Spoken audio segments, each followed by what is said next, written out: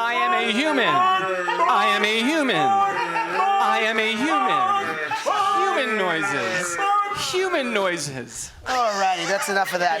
Thank you so much, Music City Chorus, for that wonderful welcome back to the live stream. We've just heard from the Harmonic Collective for the Seneca Line District, but indeed, we are joined by our good friends and crazed relatives from the city of Nashville. Yes, indeed. Well, what a time we just had. The boat just landed. I'll tell you that.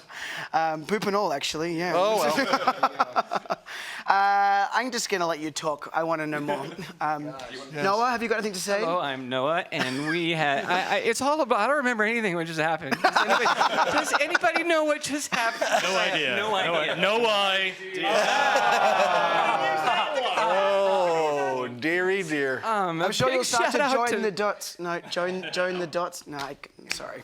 Sure. So I guess where this started, at least when I was brought in, was in the pool at Labor Day Jamboree last year. Eddie comes up to me. He's like, "Hey, we're thinking about doing this Noah set for Music City next year. Do you think you can arrange these monster medleys for it?" And a couple months later, Eddie and Rich here sent me basically the full medleys with parody lyrics, as you heard on stage, and said, "This is what we got. Put it on music." And I did. I take credit for a couple of jokes, but not very many. And You take credit for the good ones.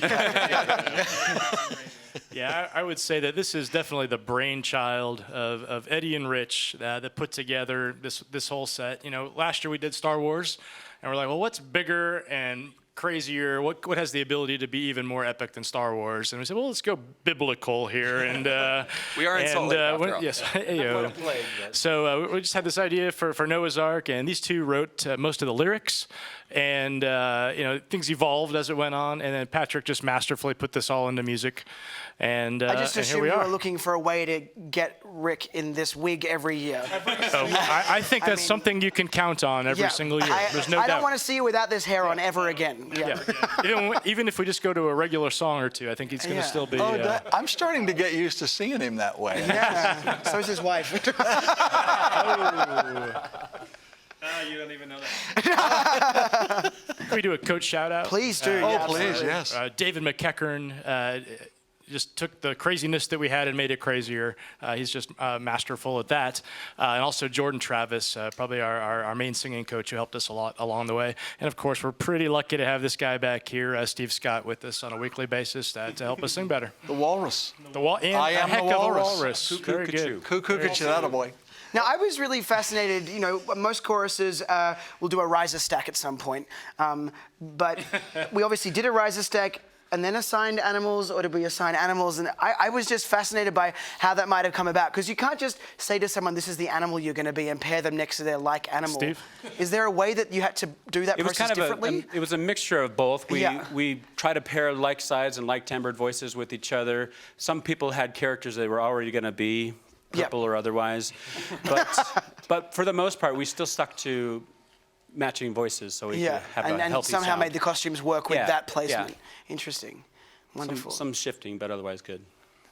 So the big arc set, who's to blame? I mean, who's gets credit for that? So we're going to give credit to that to James Donaldson and also his wife Samantha, of course, who were huge in our backstage. Almost every prop, every costume was altered at some point by them, and so they are the beating heart of this set too. And James coordinated all of the extras that we saw on stage today, all the different quartets and random people that were running around with us. So It's not an easy task. Yeah, It's not. Did he sing? Did he sing? He did. He was there on the front row. It was a sloth. Of course.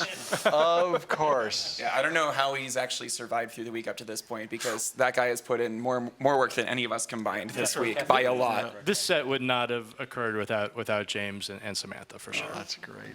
So, you know, we were just talking about costumes. I know that Patrick has literally been stitched into this costume. It's true. So I expect you to be the giraffe for the rest of the week. Yeah. No thanks. This was gonna fall off side to side at some point if I didn't get it stitched in, but I still had a little bit of a mishap where it sort of was leaning down one way during most of song one, but I was able to stealthily fix it between songs during all the noises and stuff, and I was in better shape for song two.